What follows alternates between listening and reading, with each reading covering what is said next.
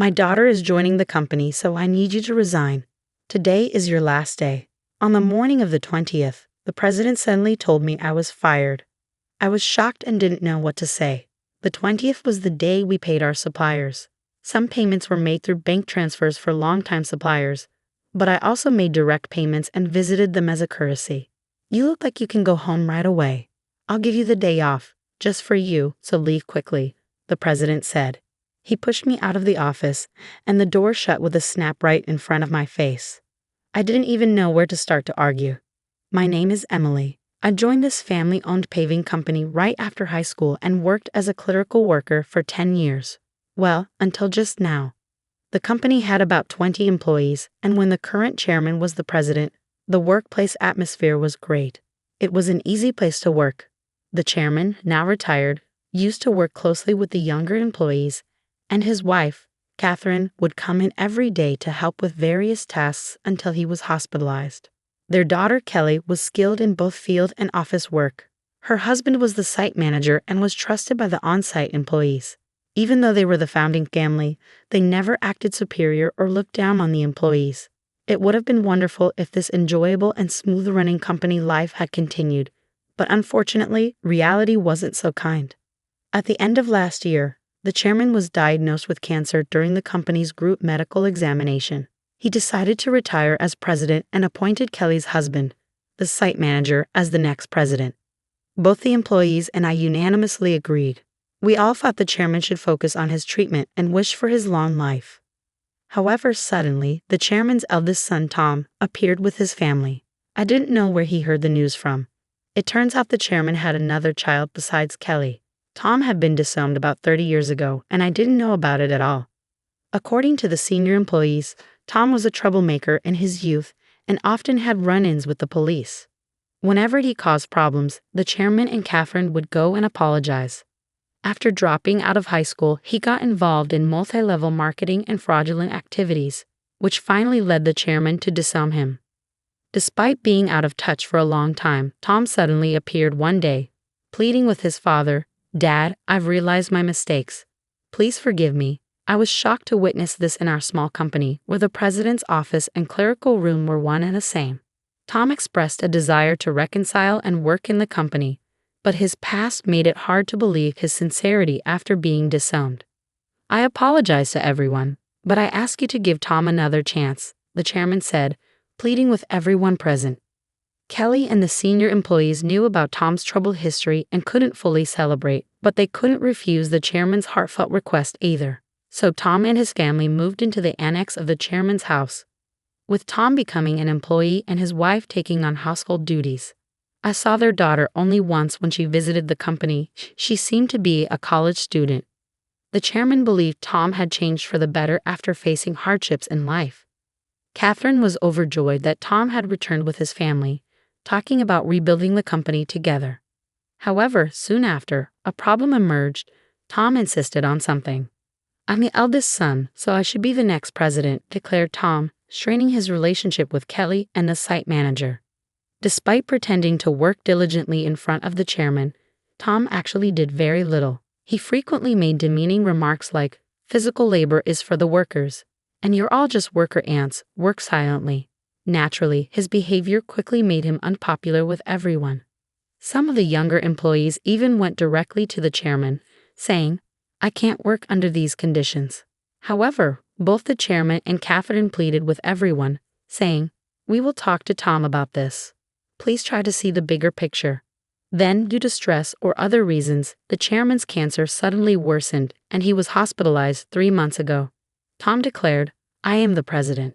Despite employees advising the chairman and Catherine to stick with their original plan of appointing the site manager as president, they ultimately chose Tom, their biological son, over their daughter's husband. This decision sparked grumbling among some employees, who felt the chairman and Catherine were biased by parental love or losing their sharpness with age. The once harmonious company atmosphere turned tense and uncomfortable. As tensions grew, Kelly and the site manager began working behind the scenes to manage the company. This left me alone handling all administrative tasks, whereas before Catherine, Kelly, and I shared the workload. Now, I regularly work overtime, sometimes leaving so late that the date changes before I head home. Meanwhile, Tom seemed to view administrative duties as effortless, spending his days at hostess bars, betting on horses, or gambling.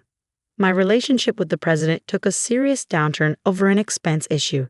He had been using the company's credit card for personal dining and entertainment expenses, and I had been overlooking it to some extent. However, this time, the expense crossed a line. With apprehension, I handed the receipt back to him. "I can't approve this expense," I told him. "What? Why not?" he demanded. "This is for your wife's corrective underwear. It's not related to business, so it can't be expensed." As expected, the president's face flushed with anger. "Don't challenge me. She's the president's wife. It's natural for her to dress well. This is a valid expense." "No, that's not how it works. Your wife's underwear can't be considered a business expense." I stammered, struggling to comprehend how the president could justify a $4,000 expense for his wife's corrective underwear. His next suggestion left me even more bewildered. "Then let's turn selling corrective underwear into our new business venture. We'll categorize it as inventory so it counts as an expense." The president seemed pleased with his idea, but I was at a loss for words. "We're a paving company," I managed to say. "So what? We can threaten clients that if they don't buy from us, we'll cancel their contracts. Everyone will buy. It's easy money, $2,000 for one, $4,000 for a set." The president chuckled loudly, but I felt horrified. "That's absolutely unacceptable. It will damage our credibility." I snapped at him in anger. From that moment on, I became the target of the president's disdain. Day after day, I endured constant berating from him. The situation became so difficult that I considered quitting many times. However, I continued to endure and work, driven by my loyalty to the chairman who had always supported me and my concern for the team who would struggle if I left. The truth was, I couldn't afford to lose my job suddenly either. I decided to tough it out until the right moment to move on. But then, unexpectedly, I was fired. If I quit abruptly now, it will cause problems for our clients, I thought to myself. Taking a deep breath, I gathered my courage and confronted the president. "I can't do this. I can't just leave without proper notice and handover. Even your daughter wouldn't be able to handle the workload. Besides, today is the day we need to handle payments," I said in one breath, fully expecting the president to erupt in anger. As expected, the president's face turned red with anger. "Shut up. I told you to resign because my daughter is joining the company. Today is your last day. As for the payment, let them wait until they come to collect it. There's no need to pay them up front." "Excuse me, isn't it normal to pay for something once you buy it?" I was shocked and explained it patiently, as if talking to a child. But the president responded with something so unreasonable that I couldn't believe he was being rational. "If that's the case, just threaten to switch suppliers. Tell them we won't make the payment this time, so they should give it to us for free." "What? That's not something we can do, is it?" I was so stunned that I couldn't find the right words to respond. "You're completely useless. My daughter has a college degree. She can handle office work easily. As family, she won't question my expenses like you do. You're all talk and no action. We don't need someone like you in our company. Leave now," the president sneered. It seemed clear he intended for his daughter to handle accounting so he could justify personal expenses as business expenses. "Oh, is that so? Just remember, I won't regret this," I replied. Words were futile at this point. My patience had worn thin. I quickly gathered my belongings and left the company, feeling sorry for our clients. I called Kelly, despite knowing Catherine and Kelly were busy with the chairman. This was urgent. I explained everything and trusted the rest to Kelly. Once I left the company, I suddenly found myself with nothing to do. Being fired without notice clearly violated labor standards laws. If I reported this to the Labor Standards Office, the company would be in trouble. Since our company was part of the middle company payment system, I could claim my severance pay and 1 month's salary. This system supports small and medium-sized enterprises that can't afford severance pay on their own. I didn't need to rush because I could apply within 5 years from my retirement date, and the Labor Standards Office had a 2-year statute of limitations. With my professional habits, I planned out the necessary procedures and timeline for retirement. I decided I could take it easy for at least a week. Lately, I had been working overtime and weekends nonstop, leaving no time for myself at home. There were many places I wanted to visit once I settled down, so I chose to go on a day trip to the beach for a refreshing break. After enjoying myself at the beach, I checked my phone in the locker and found several missed calls, emails, and voicemails. Among them, Kelly's email caught my attention. It said, "The payment process went smoothly. Everything is in order." I felt relieved. Despite the abruptness of my dismissal by the president, I couldn't shake the guilt of leaving my job in anger. Next, I listened to the voicemail from the company. It was the panicked voice of the president saying, "Hey, what's going on? They're saying I'm not the real president. Did you know about this? Explain yourself." After chuckling at his realization, I continued to check my emails and voicemails. Among them was a message from the chairman, so I promptly headed to the hospital.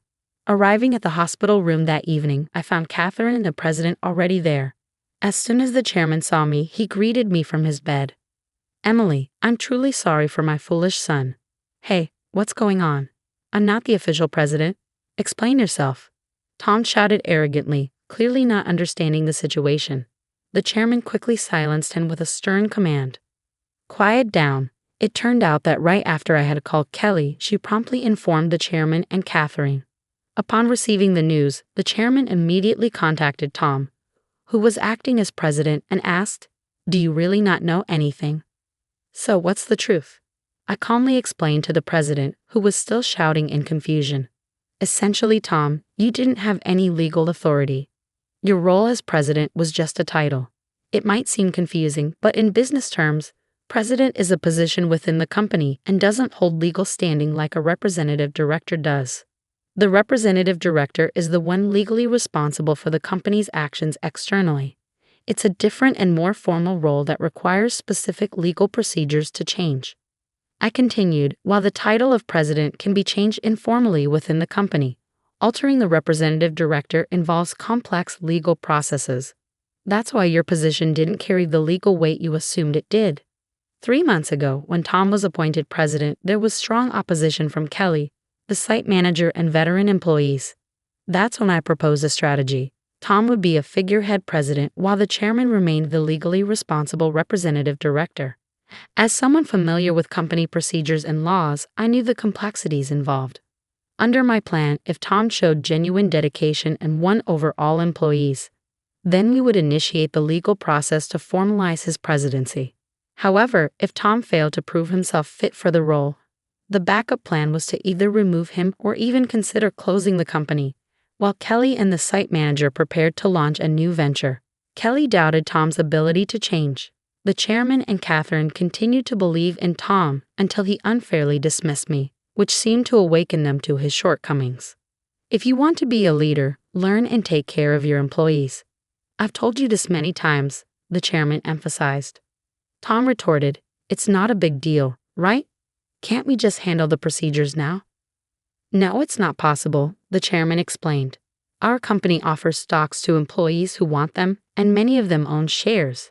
Emily owns 10%, making her a major shareholder. We can't disregard her views, and other shareholders won't support you either." As the president began to understand the gravity of the situation, his face paled. "What? I don't have any shares." "None. I plan to pass on my shares to you once you prove yourself as president.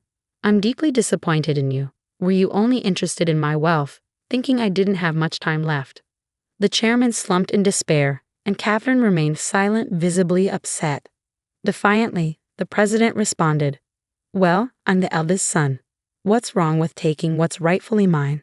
The company belongs to me. I can't forgive you anymore.